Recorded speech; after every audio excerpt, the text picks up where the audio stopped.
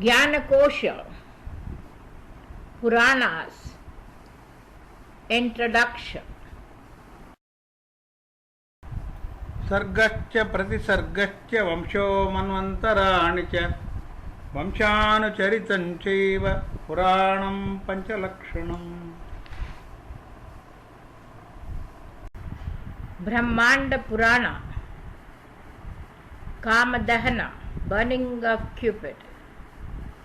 This being so, a demon by name Taraka invaded and occupied the heaven along with his army and started to hurt and pester the celestials.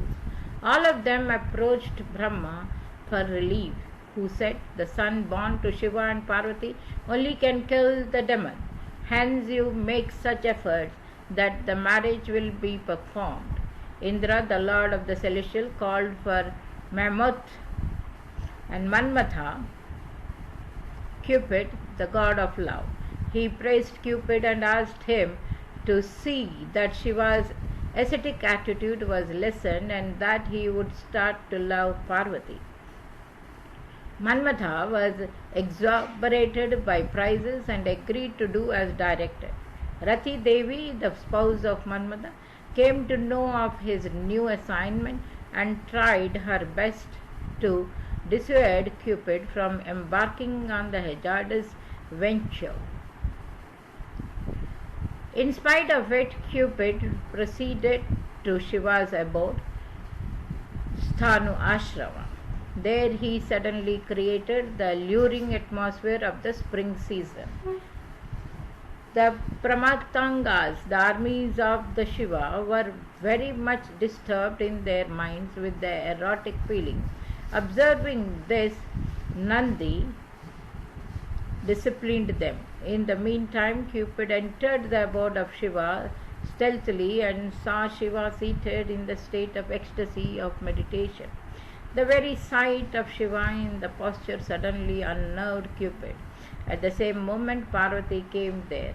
Looking at her, Cupid recovered his courage.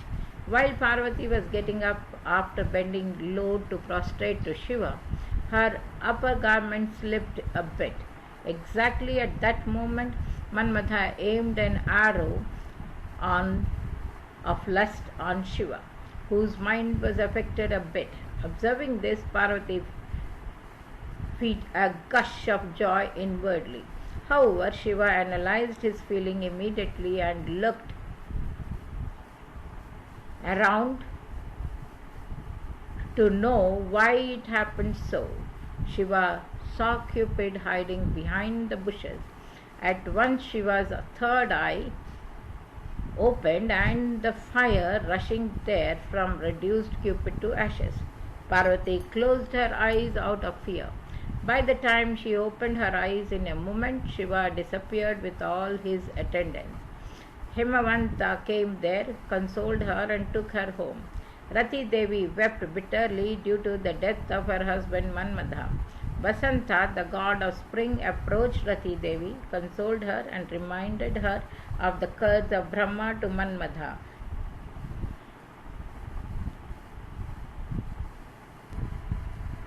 Curse of Brahma to Manmatha. Once upon a time there were two demons by names Sundha and Upasundha who were brothers. They did penance, meditating on Brahma, and obtained a strange boon that their death could not be caused by anyone else except by themselves only.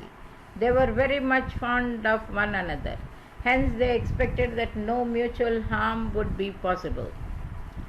Thereafter they created havoc by their terrific acts in the three worlds. All the celestials prayed to Brahma, who thought of a strategy to destroy the demons. He accumulated the essence of beauty of all the fine things in the world and created a woman of executive beauty. As she was created with a gingerly aspect of beauty in everything, she was called Tilottama. Her beauty enchanted even the celestials. Brahma checked up keenly whether her beauty was superb in all aspects. Manmatha, who happened to be there at that time wanted to play a practical joke. Hence, he aimed an arrow of lust at Brahma. Due to this, Brahma, forgetting that she was his daughter, chased her lustily. As a last resort, Tilottama started running, taking the form of a deer. Brahma also followed her in the form of a deer. The celestials were highly agitated by this untoward event. Observing this impending danger, Shiva manifested as a hunter and holding a bow and arrow came near Brahma, who was in the form of a deer. Looking at the fierce form of Shiva, Brahma came to senses. He prostrated to his feet and prayed for pardon. By then the celestials and Tilottama arrived there. Everyone was pacified.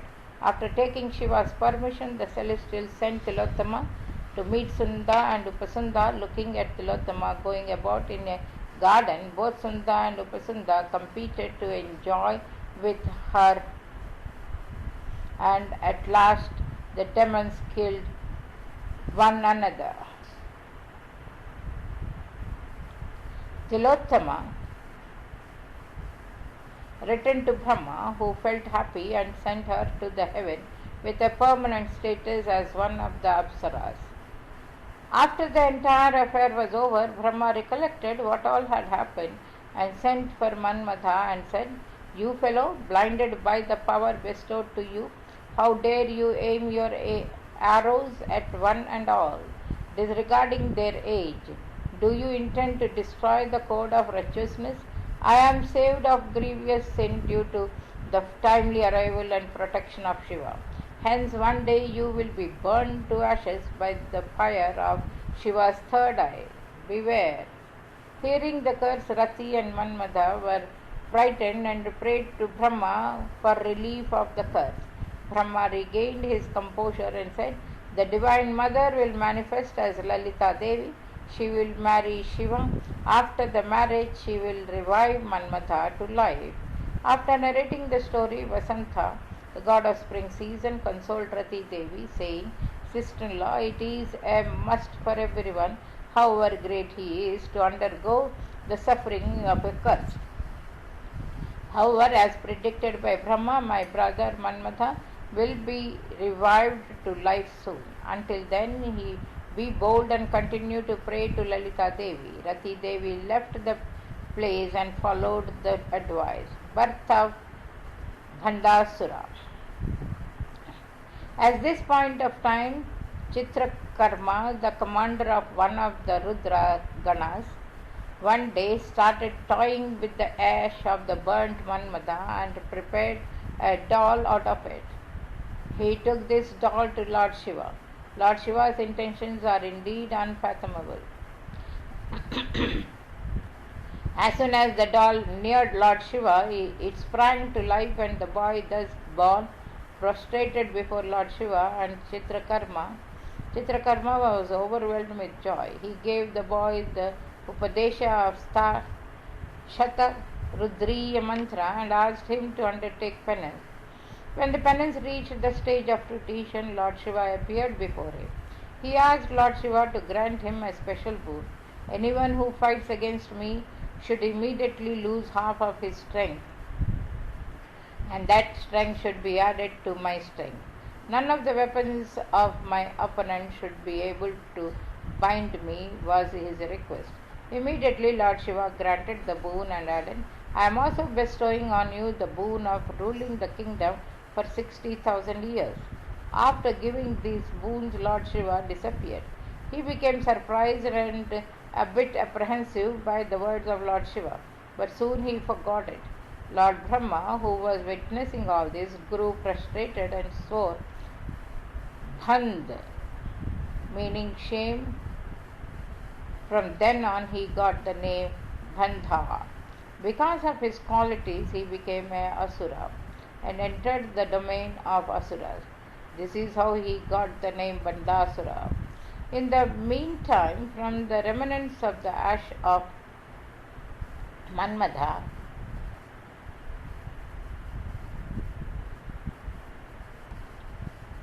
were born two demons, Vishukra and Vishanga. These two became the main brothers of Bandasura. In addition, thousands of Rakshasas were born out of the ash of Manmada. All of them became followers of Bandasura. They formed a strong army of 300 Akshuthins. One Akshutin consists of 21,870 elephants, 65,610 horses, and 109,350 soldiers. Having come to know about the birth of thousands of Rakshasas, Shukracharya came there and assumed the role of the Guru for all those Rakshasas and initiated them to undertake regular Anushtanas. He also summoned Maya, the architect builder of demons, and asked him to create a new city in the province of Mahendra mountain. He named the city as Shunyakapatna. Shukracharya asked all the demons to move to the new city. He crowned Bandasura as the king of the newly formed kingdom and made Vishukara and Vishanga the Yuvarajas of the kingdom. Bandasura had 4 wives: Samohini, Kumudini, Chitrangi, Sundari. Under the guidance of Shukracharya, activities like fire sacrifices, Vedic education and penance went on uninterruptedly in every house. Tormenting of the 3 worlds. When the kingdom was well established, Bandasura called for a meeting of his brothers and ministers and said, Devatas are our enemies. As long as Manmata was alive, their lineage continued without any problems. They also enjoyed many pleasures. Now, because of our luck, we have taken birth from the ashes of Manmata. The gods are trying to see that Manmata is born again. We should not allow that to happen. Before they try anything like that, we would kill the Devatas. But if we go in our present form, we cannot win. Let us therefore assume the form of air and enter their bodies. After having so entered their bodies, let us dry up their body fluids, especially the semen. If semen dries up, the strength of other tissues and organs will automatically diminish. Then they will automatically be annihilated. Let us torment the beings of all the 3 worlds by entering their bodies in the form of air and by drying up their body fluids. Hearing this, the entire army of the demons cheered with joy. Without wasting much time, Bandasura and his army of 1,000 Akshunis assumed the invisible form of air and entered the heaven. First of all, they entered the minds of the angels and tried up their mental faculties. Subsequently, they entered the face of the angels, robbed them of their beauty, and made them ugly looking. All the women and men in the heaven became impotent and sterile. Not only that, their love of one another was also lost. They lost enthusiasm to do anything. Even the plants and the animals suffered the same fate. Vishukara, along with his troops, entered Bhuloka and meted out the same treatment to the beings there. People on the planet Earth stopped smiling. They lost all happiness. No one had any respect for another. No one thought of helping the other. They lost interest in their activities. The situation was stone-like, devoid of any life and feeling. Vishanga, along with his troops, entered Rasatala. He created similar havoc there also. In the Nagaloka, everyone became afflicted with grief for no apparent reason. Everyone started hating everyone else. Everyone became drained of energy and potency. Rasa, the fluid principle, is the basis for the accomplishment of the 4-fold aims of life. Rasa itself is the form of Paramatma, the Almighty. From Rasa are created Shukla and Shanita. These 2 are collectively called as Virya. From Virya comes Kanti, Ushtaha, Utsaha, Ullasa, Dharma, Daya, Preeti, Buddhi, Vishakha, Parakrama, Shastra, Vijnana, Kala, Shakti, Saundarya Drishti. In plants, the rasa enhances the fire energy which is hidden in them. Only when the fire energy harnessed, the plants can branch out and bear flowers and fruits. Because of this fire principle, the dried logs catch fire easily and burn. The Vedas have declared that beings can experience happiness only if rasa is present. Rasa is nothing but prana. Having known all these secrets, Bandasura devised the plan of entering the bodies of all beings in the form of air and drying them up. Vasanta, the close friend and associate of Manmada, observed this immediately and consoled Rati. He said, "Even the sun, the moon, and the stars have lost their brilliance. Even Goddess Parvati seems to have become dull and has engaged in tapas. Therefore, the day when your dead husband will come to life again is not very far. That day will come very soon.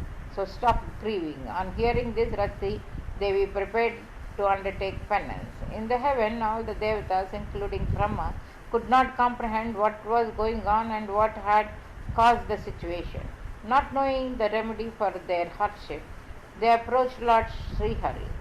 When they finally reached the abode of Lord Srihari, they saw that even he was sitting still with his eyes closed. It appeared as though he was merged in the bliss of Shushupti. After the angels praised his glory for a long time, Lord Srihari slowly opened his eyes. "What is this? Why are you all looking drained of your energies?" asked Lord Srihari. He called every one by their names and said, "Your present condition is due to the invisible foul play of Bandasura. Even I have lost the affinity for Goddess Lakshmi. What to say about other lesser beings? Myself, Brahma and Rudra are Karana Purushas and Karana Purushas. Even then, because we are also inhabiting this creation, even we cannot escape the torture of Bandasura. There is, however, one Almighty God who is beyond this manifest Brahmanada. He is called Mahashambhu. Parashakti is constantly in his company. He is devoid of form. He is not dependent on anything. He has no modifications. He is greater than the greatest. He is the ultimate. He is not influenced by the foul play of Bandasura, who is born from the ashes of Manmada. He can rescue us from our difficulties. Therefore, let us all take refuge in him and praise him. Follow me." So saying, Sri Hari led all the angels to the brim of the Brahmanada. There was a huge wall-like fence there. The angels summoned the celestial elephants to break the wall. After toiling continuously for 1 year, a breach was formed in the wall.